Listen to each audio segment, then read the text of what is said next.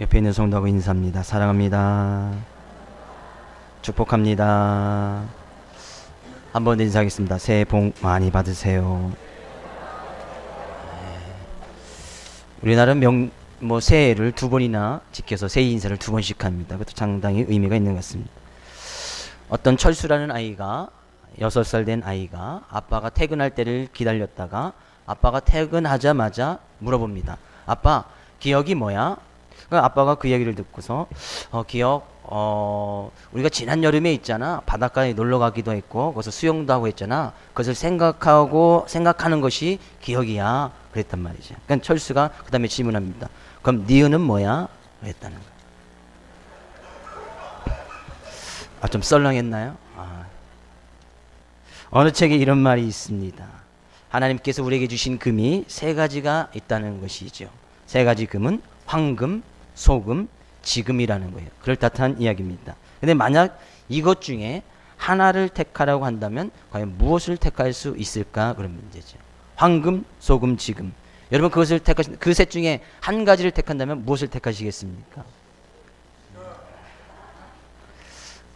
그래요. 황금을 택하시는 분은 몇 명 계실지 모르겠습니다. 그러면 정말 어리석은 일이에요. 왜?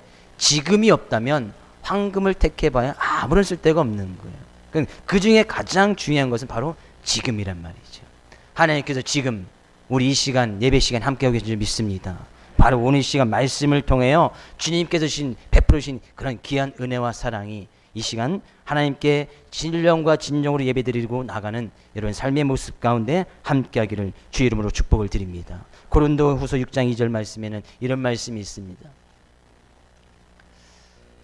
이르시되 내가 은혜 베풀 때 너를 듣고 구원의 날에 너를 도왔다 하셨으니 보라 지금은 은혜 받을 만한 때요 보라 지금은 구원의 날이로다. 바로 이 시간 바로 지금이 은혜 받을 때, 지금 받지 않으면 또 언제 은혜 받을지는 모르는 거예요. 내일 이 시간? 글쎄요, 내일 이 시간 우리가 산다는 그런 보장이 있습니까? 물론 내일 이 시간까지 사셔야겠지요. 그러나 그 내일 일은 아무도 모르는 거예요.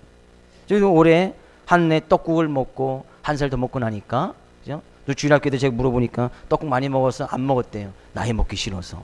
그죠? 어린아이들도 6살, 7살, 응? 10살 된 아이가 떡국을 안 먹었대. 나이 먹기 싫어서.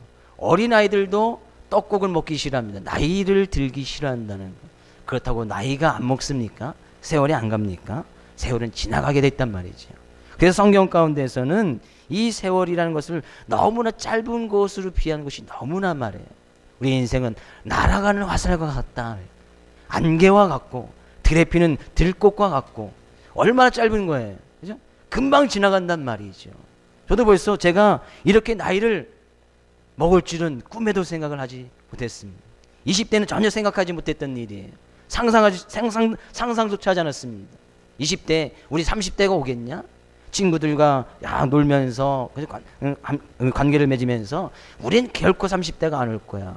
벌써 근데 40대가 넘어가고 50대를 향해서 달려가고 있단 말이죠. 우리 인생은 그렇다는 거예요. 바로 이 시간 지금이 중요하다는 것이죠. 오늘 본문 말씀에 가서 보면 우리가 정말 하나님께서 베풀어 주신 은혜와 사랑 가운데 살면서 지금 우리들이 해야 될 일이 있습니다. 어떻게 보면 지난주의 설교와 지금 같은 맥락으로 이야기를 하고 있습니다. 왜? 올 한해 지금 주님의 마음을 담고 주님의 심장을 가지자는 것이 우리에게 표어고, 그렇게 하기 위해서는 어떻게 해야 되는 것인지 그 말씀을 쭉 주일마다 지금 살펴보고 있습니다. 지난 시간에도 우리는 옥토와 같은 좋은 밭이 되어서 열매를 맺어야 한다는 그런 말씀을 드렸습니다. 근데 그것이 언제냐? 바로 지금 맺어야 돼요. 지금 맺어야 돼요. 오늘 설교 제목도 집행유예 기간 동안이라는 제목을 붙여봤는데, 제가 이 제목을 붙일까 말까 많이 고민하다가 붙였습니다. 좀 어떻게 좀 범죄스러운 것 같기도 하고, 우리 범죄도 아닌데 집행유예 기간. 어떻게 보면 지금 우리의 삶은 하나님께서 집행유예 시켜주는 유예 기간이란 말이죠. 그 기간 안에 무언가 하지 않으면 이 집행이 실행되는 거예요. 오늘 말씀은 그 이야기를 하고 있는데, 다시 한번 6절 가서 볼까요? 6절 말씀 같이 읽어봅니다. 이에 비유로 말씀하시되 한 사람이 포도원에 무화과 나무를 심은 것이 있더니 와서 그 열매를 구하였으나 얻지 못한지라. 지금 포도원에 무화과 나무를 심었다는 얘기죠. 굳이 포도원에 무화과 나무를 심을 필요가 있을까요? 포도원이면 포도나무만 잘 심어서 포도 열매만 거두면 되는 거예요. 포도 농사를 짓는 사람이 괜히 그 기퉁이나 한 가운데에 무화과 나무를 심어놓을 이유가 전혀 없는 거예요. 그러면 포도 열매를 맺는데 지장이 있겠지. 그러나 뭐 전혀 이상한 일은 아닙니다. 왜냐하면 우리도 이제 논이나 이렇게 논을 벼를 심어놓을 때 그 논두렁 같은데 콩도 심어놓고 뭐 여러 가지 이렇게 심어놨듯이 별 이상한 문제는 아닌데 굳이 안 심어도 되는 무화과 나무를 포도원에 굳이 심었던 이유가 무엇이냐 그런 얘기죠. 이 포도원은 세상이라고 할 수가 있습니다. 이 세상 가운데에 그죠? 무화과 같은 우리들을 하나님께서 택하여서 심어서 이 땅에 보내주셨다는 거예요. 굳이 우리를 택하여서 하나님의 자녀 삼아주시지 않으시고 이 땅에 보내주시지 않으셔도 되는데 그럼에도 불구하고 우리를 택하여서 무화과 같은 우리 존재를 택하여서 이 세상에 보내주셨다는 거예요. 왜 보내주셨습니까? 이 포도원지기가 무화과 나무를 심은 이유가 뭘까요? 무화과 나무에는 뭐가 달리죠? 무화과. 포도나무에는 포도가 달리고. 그러면 이 무화과 나무를 심었던 이유는 뭐예요? 포도원지기가 그 가운데서 무화과 나무 열매를 바라고 심었다는 거예요. 열매를 바라고 심었다는 거예요. 굳이 안 심어도 되는데 그냥 택하여서 우리를 이 세상에 보내주셨다는 거예요. 보내주시는 이유는 뭐예요? 우리의 삶의 모습을 통해서 뭐를 맺으라고? 열매를 맺으라고. 하나님께서 믿는 자녀들 삶 가운데서 이 세상에 택해서 보내주신 이유는 단 한 가지예요. 믿는 자의 열매, 그리스도의 열매, 열매를 맺으라고 보내주셨다는 것. 이것이 하나님의 마음이고 하나님의 은혜더라. 우리는 그것을 갖다 은혜라고 부르는 거예요. 왜? 굳이 안 해도 될 것을 해주셨단 말이에요. 굳이 우리들을 부르지 않으셔도 성경 가운데서는 찬양할 사람이 아무도 없으면 하나님께서는 들에 있는 나무와 돌들을 통해서도 하나님을 찬양하고 하나님께 영광 돌릴 것이라고 이야기를 했거든요. 그럼 우리가 굳이 찬양을 안 해도 하나님께 영광 돌리지 않아도 하나님께서는 나무와 돌을 통하여서 영광 받으실 수 있다는 거예요. 근데 굳이 우리를 택해 주신 이유가 뭐냐? 이 세상에 보내주신 이유가 뭐냐? 굳이 우리를 택하여서 하나님의 자녀의 모습으로 살아갈 이유가 무엇인가 하는 얘기죠. 열매를 바라신다는 거예요. 주님의 마음은, 하나님의 마음은 우리의 삶의 모습을 통해서 열매를 맺기를 원하시는 것이 하나님의 기대고 하나님의 소망이더라 그런 얘기죠. 근데 오늘 본문 말씀에 가서 보니까 이 무화과 나무는 주인의 기대와 소망에 어긋나게 열매를 맺지 못하고 있었다는 사실이에요. 열매를 맺지 못했습니다. 몇 년 동안요? 본문 말씀에 7절 가서 볼까요? 7절 말씀. 포도원 지기에게 이르되 내가 3년 와서 이 나무에서 열매를 구하되 얻지 못하니 찍어버리라. 어찌 땅만 버리게 하겠느냐. 몇 년 동안 열매를 기다렸습니까? 3년. 3년 동안 무화과나무에서 열매가 맺도록 기다려줬다는 거예요.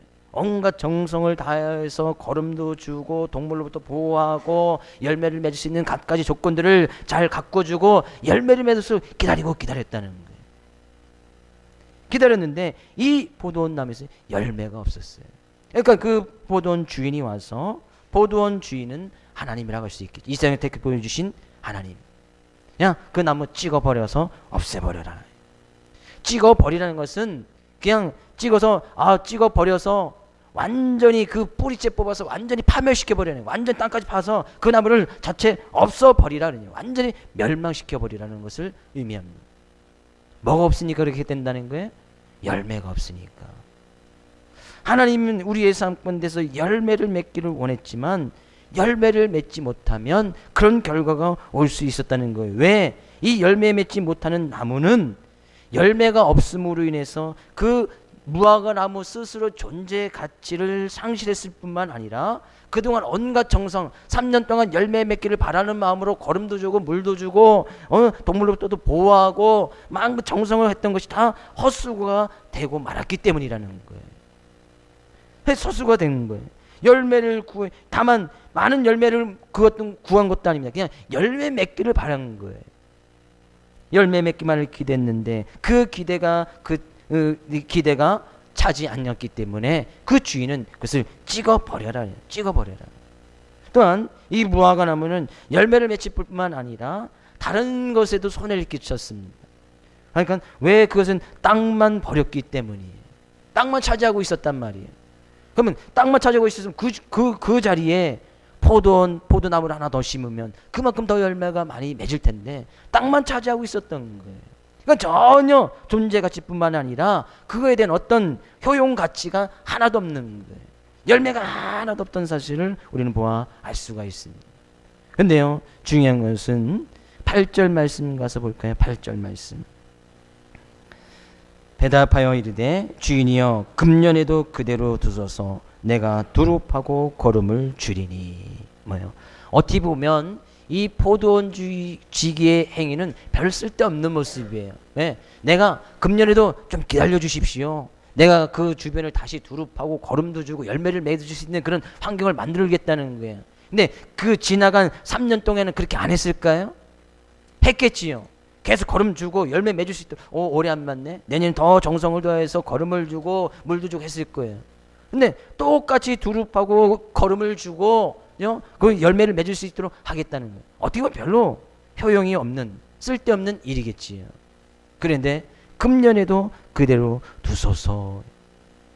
조금 더 기다려달라는 거예요. 포도원 지기가 포도원 주인한테 조금만 더 기다려 주십시오. 혹시 압니까 올해 맺을지. 주님께서 지금 주인 이 포도원 지기가 원하는 것은 무성한 입도 아닙니다. 입이 아무리 많고 입이 아무리 충만해도 그거 갖고 포도원 지기가 원하는 것은 아니에요. 또한 그 처음에는 좋고 장래에는 아무것도 없는 꽃들만 무성한다고 해서 그것으로도 더 좋은 것은 아닙니다.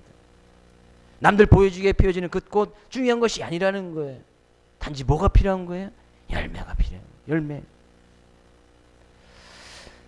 저도 안타까운 것이 바로 이런 거예요.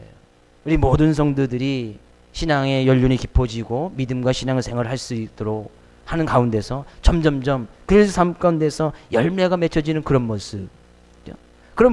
올해 좀 열매도 맺힐 법하고 이제는 또 열매도 나눠질 법도 한데 열매가 맺지 않는 거예요. 계속 무성한 잎만 풍성한다든지 아니면 꽃이 잠깐 피었다가 시들어서 열매를 맺지 못하든지 그런 모습에 있는 모습을 볼 때 저는 너무 안타깝습니다. 맺을 것 같은데 주님의 마음이 그랬다는 거예요. 그래서 금년에도 그대로 두소서 이것입니다. 금년에도 그래서 바로 이것이 집행유예라는 거예요. 올해도 열매를 맺지 않으면 어떻게 하겠다는 거예요? 찍어서 파버려서 완전히 파멸시키고 멸망을 시키겠다는 거예요. 집행유예라는 것을 잘 아시죠? 어떤 재판관이 재판을 내릴 때, 선도를 내릴 때요, 어떤 사람이 나쁜 짓을 해서 재판 판결을 냅니다. 징역 6월에 집행유예 1년을 선고합니다. 그러면은 감옥에 들어가서 6개월을 살아야 되는 것이 마땅하지만 그 사람이 어떤 정상을 참작해서 뭐 초범이라든지 그렇게 범죄가 큰 것이 아니라면 집행유예 1년 동안에 집행유예를 주는 거예요. 그래서 감옥에 가지 아니하고 1년 동안 아무런 범죄를 정하지 않거나 그와 동일한 일이라든지 어떤 제약된 모습을 범하지 않으면 그 죄를 없애주겠다는 거예요. 굳이 감옥에 들어가지 않겠다는 거예요. 그것이 집행유예지요. 이 주님의 마음이 금년에도 집행유예 시켜주십시오. 제가 두릅하고 거름을 주고 다시 한번 온갖 정성을 쏟아서 열매 맺을게 할 수 있도록 최선을 다할 테니까 주님 올해 한 해만 주인님 올 한 해만 참아주십시오. 우리의 삶의 모습은 바로 지금 그 집행유예 기간에 살고 있다는 사실이에요. 집행유예 기간에 살고 있는 거예요. 하나님께서 정말 우리의 연약하고 부족한 모습, 제약된 모습을 본다면 벌써 저도 수십 년 전에 찍어서 파여서 완전히 파열돼 멸망받을 수 있는 그런 삶의 모습임에도 불구하고 주님께서 집행유예 유예 시켜주셔서 지금도 그런 인생을 살아가고 있다는 거예요. 한 주간의 삶의 모습도 잘 때려보십시오. 우리가 제약된 모습을 그 모습대로 주님께서 심판하시고 찍어버리신다면 오늘 이 시간 우리가 감히 하나님 앞에 나와서 예배 드릴 만한 우리의 모습이 있을까요? 저는 아무도 없다고 생각합니다. 뭐요? 집행유예 시켜주셨다는 얘기예요. 근데 그 집행유예 기간에 포도원지기가 주인이 바라는 것은 뭐예요? 주인이 바라는 것은 뭐예요? 열매더라 그랬냐. 열매. 이 집행유예 기간이 사람마다는 다 다를 수 있습니다. 다 다르겠지요. 그죠? 이것이 꼭 올 한 해 1년만을 이야기하는 것은 아니겠지요. 사람마다 삶의 가운데서 어떤 믿음과 신앙의 수준에서 주님께서는 다 집행유예 기간을 두고 있습니다. 우리 모든 다 거기에 살기를 원하는, 거기에 살고 있단 말이에요. 그러나 그 자리에서 그 집행유예의 삶 가운데서 열매를 맺으면 그 모든 것은, 징역살이 그 모든 것은 싹 다 없어지는 거예요. 열매가 그만큼 중요하다는 거예요. 근데 이 열매를 맺기 위해서는 우리가 지난 시간에도 살펴보았듯이 옥토, 좋은 땅에 있는 곳에서만 열매를 맺을 수가 있습니다. 가시밭, 돌짝밭, 길가 같은 밭에서는 열매를 맺을 수가 없는 거예요. 그래서 마음문을 열고 주님의 말씀을 받아들여서 오직 주님의 말씀을 의지하고 나갈 때 우리의 삶 가운데 열매가 맺혀지더라는 얘기죠. 여전히 이 세상의 이 자랑과 이 안목의 정욕과 육신의 정욕을 쫓아서 살아간다면 그것 때문에 좀 잘하는 듯 하지만 그것이 가시 역할을 해서 열매를 맺지 못하게 한다는 얘기죠. 기쁨으로 말씀을 딱 받아들이지만 우리는 열매 맺어야지. 그러나 순식간에 그것이 성전 밖을 빠져나감으로 인해서 나가는과 동시에 그 기쁨은 사라지고 삶 가운데 오히려 근심 걱정이 수두룩하고 그래서 열매를 맺지 못하는 그런 모습. 주님께서는 어떻게 하시겠다는 거예요? 찍어 버리겠다는 얘기예요. 그러나 포도원지기 이 주님의 마음은 제발 올해도 참아주십시오. 인내하고 좀만 참아주십시오. 올해 어떻게 합니까? 열매를 맺을지. 제가 지극정성을 다해서 두릅하고 정성을 다하겠습니다. 9절 말씀 가서 볼까요? 9절. 이후에 만일 열매가 열면 좋거니와 그렇지 않으면 찍어버리소서 하였다 하시니라. 만일 열매를 맺으면 좋거니와, 여기 좋으면 좋고 나쁘면 나쁘다 그런 의미가 아니에요. 열매를 맺기를 간절히 바라시는 주님의 마음을 읽을 수 있어야 돼요. 열매를 맺으면 여기 좋다는 것은 정말 좋습니다. 이 좋다는 의미는 하나님께서 천지 창조를 하시고 나서 하나님 보시기에 좋았더라, 정말 좋았다는 거예요. 바로 그 표현이 바로 이 동일한 표현입니다. 열매를 맺는 그 모습을 보면 하나님께서 천지 창조를 하시고 우리를 처음 하나님의 형상을 닮은 우리 형상을 만들어 놓고 그때 보셨던 그 모습, 정말 좋다, 정말 좋다. 열매를 맺는 모습, 바로 그런 모습이었다는 거예요. 주인은, 우리의 삶의 주인 되신 하나님은 우리의 삶 가운데 바로 이런 열매를 맺어서 하나님을 기쁘게 하고 하나님을 좋게 하는 삶을 살기를 원한다는 거예요. 그래서 주님께서 당장 찍어서 버려서 멸망받을 수밖에 없는 그런 우리들 인생 가운데 찾아오셔서 집행유예를 시켜주신 거예요. 집행유예, 당장 처벌을 봐야 해도 불구하고, 북한에 아주 이런 즉심 있지 않습니까? 즉결 심판 있지 않습니까?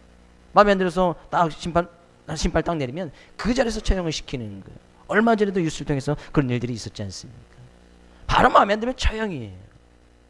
포도원지기처럼 금년에도 올해에도 조금만 더 기다리시, 이런 사람이 없습니다. 바로 그 자리에서 처형을 시키는 거예요.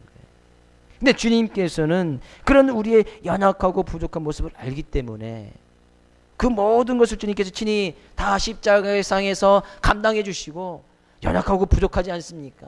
제약된 인생들 아닙니까? 하나님 올해도 집행유예 시켜주시고 조금만 더 유예를 주셔서 열매를 맺을 수 있도록 제가 그들과 함께하고 성령을 통해서 주님의 은혜를 통해서 하나님의 은혜를 깨닫고 나갈 수 있도록 할 테니까 조금만 참아달라는 거예요. 그것이 주님의 마음이었어요. 우리는 우리 본 말씀을 통해서 그런 주님의 마음을 읽을 수 있어야 됩니다. 주님은 우리의 삶 가운데 무엇을 원하신다고요? 열매. 집행유예 기간에 살아가는 그런 우리의 인생 가운데서 주님께서는 이 열매를 맺기를 원하신다는 거예요. 열매. 그러면 우리의 삶 가운데서 이런 열매가 있느냐 이런 얘기죠. 집행유예 기간의 삶을 살아감에 있어서 열매를 맺지 못하면 찍어서 버려서 아무런 쓸데도 없는 거예요. 무화과나무 땔감에도 쓰지 못합니다. 저희 교회도 무화과나무를 하나 심어놨는데 작년에 심었으니까 아마 올해쯤에 열매를 맺지 않을까? 2년 정도, 2년 차에서 열매를, 3년 차에 열매를 맺나요? 3년 차에 열매를 맺으니까 내년에 열매를 맺겠네요. 제가 올해도 걸음을 주고 또 잘 길러볼 것입니다. 근데 열매를 맺지 않으면 저도 뽑아버리겠지요. 땅만 차지하고 있으니까. 그렇죠? 우리의 삶 가운데 진정으로 주님께서 원하시는 삶의 모습, 그것은 나의 마음밭을 좋은 땅으로 만들어서 그 가운데서 하나님의 말씀에 씨앗이 떨어서 그 씨앗을 통해서 진정으로 열매를 맺는 삶의 모습, 하나님께서 원하시는 그런 삶의 모습, 그것이 하나님을 기쁘게 하고 하나님을 좋게 하는 삶의 모습이더라 하는 얘기예요. 만일 실과가 없으면 찍어버리소서. 그때는 이 포도원 지기도 어떻게 막을 방법이 없는 거예요. 우리가 주님 앞에 섰는데, 주님이 재림하여 오시는데 그때 열매가 없다면 이 주인, 포도원 지기 됐던 이 주님도 더 이상 집행유예를 그때는 시켜줄 수가 없는 거예요. 쓸데가 없단 말이죠. 뭐 이유가 없는 거예요. 열매를 맺을 수 있도록 그렇게 많은 시간과 정성 참작을 해주었는데 열매가 없었다. 그때는 주님께 성경가에도 많이 이야기하고 있듯이 심판이 있게 되어지는 거죠. 심판이 있게 되어진다는 얘기죠.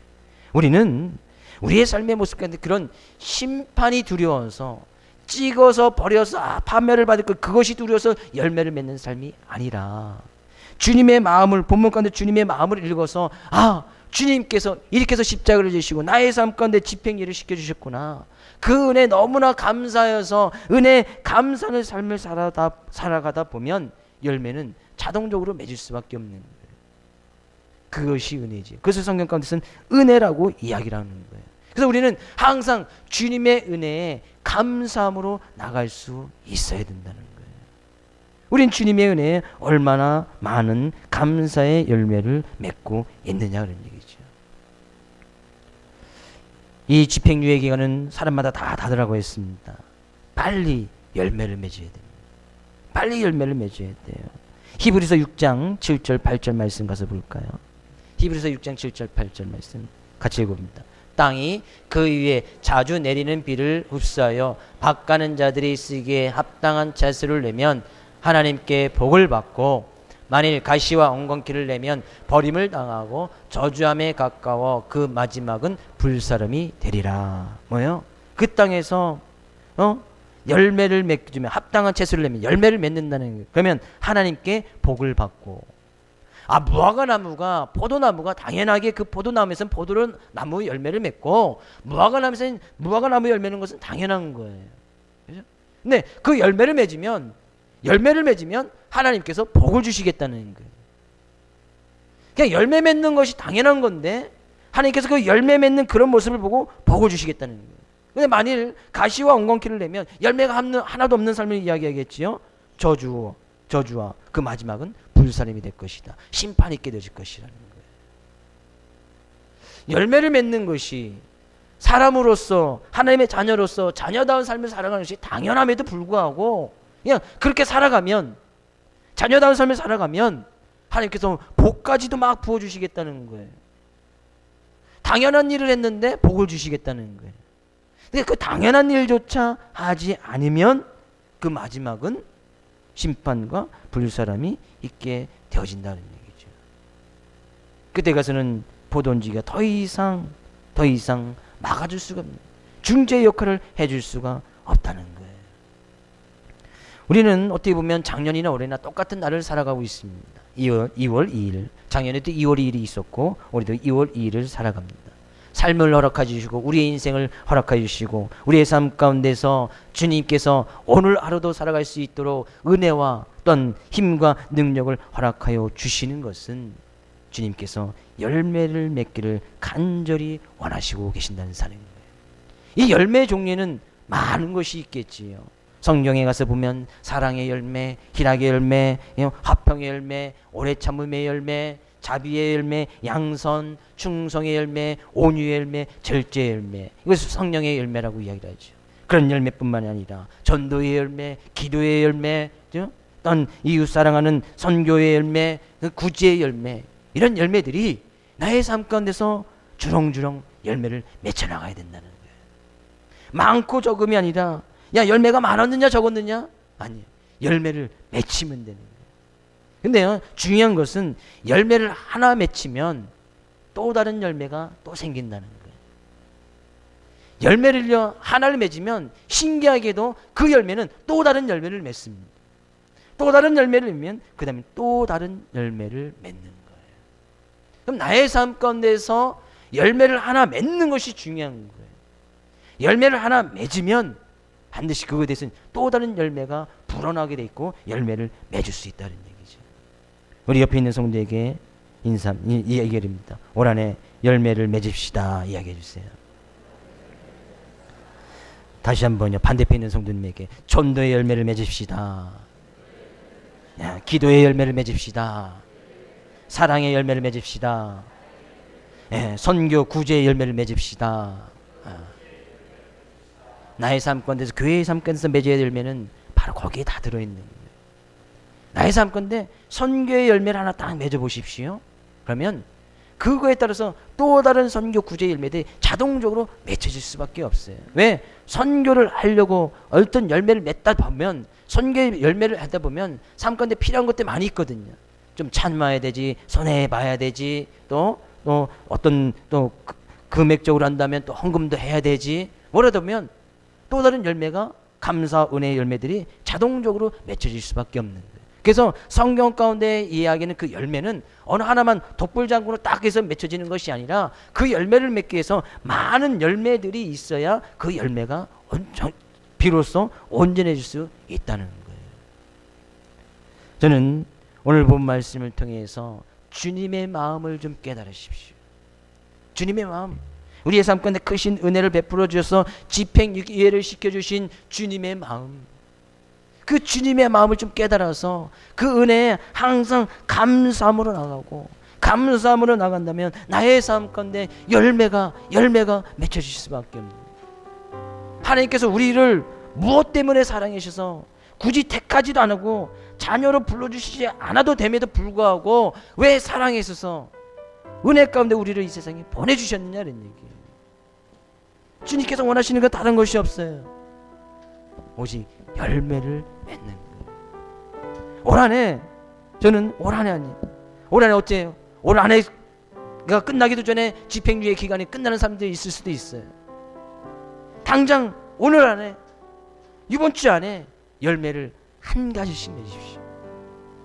열매를 맺을 수 있도록 작정을 하든지, 아니 열매를 맺을 수 있는 그런 삶의 어떤 한 발짝을 뛰어나가든지, 그래야 주님께서 그 모습 보고 정말 좋아하셔서 열매가 더욱더 주렁주렁 달릴 수 있도록 계속해서 주님께서 지켜주시고, 두릅하고 한다는 것은 계속해서 지켜주시고 주의 의로운 손으로 붙들어 주시겠다는 거예요. 왜? 계속 열매가 필요하니까. 그렇게 쓰임받을 수 있는 귀한 한 주간, 귀한 여러분의 삶의 모습 되어지기를 주의 이름으로 축복을 드립니다.